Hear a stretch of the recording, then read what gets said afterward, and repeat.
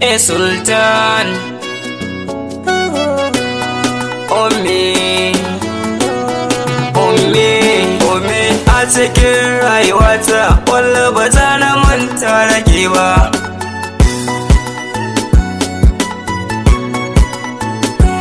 Walla ba za na manta da ke ba, Ummi a cikin zuciyata.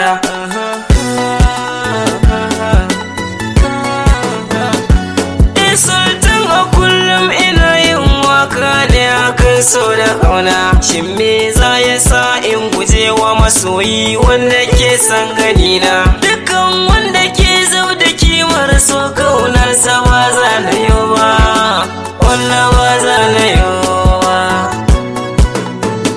A kullum banda aikin da ya wuce sauraren hikaya ta so, ko waka idan za na kunna sai dai in ji waka ta so. Ko mu aka kunna idan ba so kallonsa ba za na yi ba, kallonsa ba za na yi ba. Labarin ki ya sa ni kuka Ummi, duk da ban so kan ba. Soyayya haɗe ne na Allah, tabbas ba haɗe na mutum ba. Sannan kaddara in ta zo maka kaucewa ba za ka iya ba, ba za ka iya ba.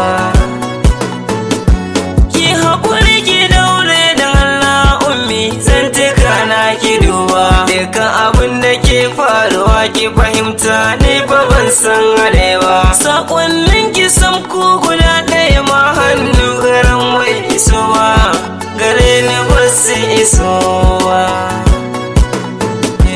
Ni na san larura ta soyayya kamunta ai babu daɗi, domin lokaci ɗai tana iya sawa zuciya ta kauɗe. Ciwon su ko an sha jikon saiwa ba za ta mar magani ba, ba za ta mar magani ba.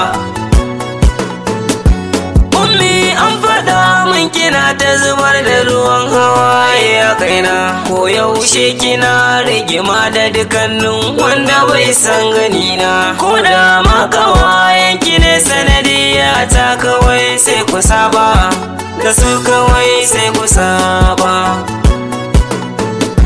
Samun so da kauna kamar yana Ummi gaskiya maganin ba.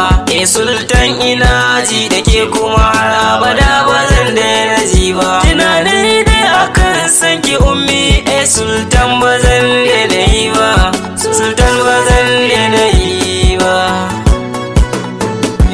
Ummi ki sani zuciyata ta yi nitso cikin so da kauna. Ko da wata za ki dawo, ai kaunar kina nan a raina. Har abada tunani na soyayyar ki a zuci ba zan bari ba, a zuci ba zan bari ba.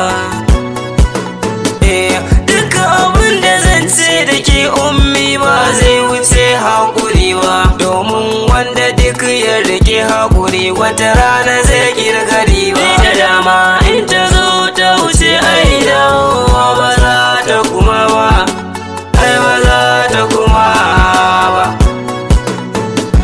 Dukkanin masoya garin kusani Sultan yana ji da ku, fata na kalaman cikin waƙoƙi na su gamsar da ku. Dukkan abin da zai sa ku jin ba daɗi ai ba za na faɗa ba, ai ba za na faɗi ba.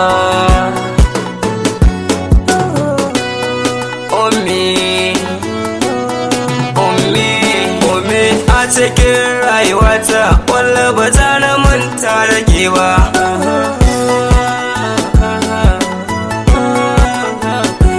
Walla ba za na manta da ke ba Ummi a cikin zuciyata.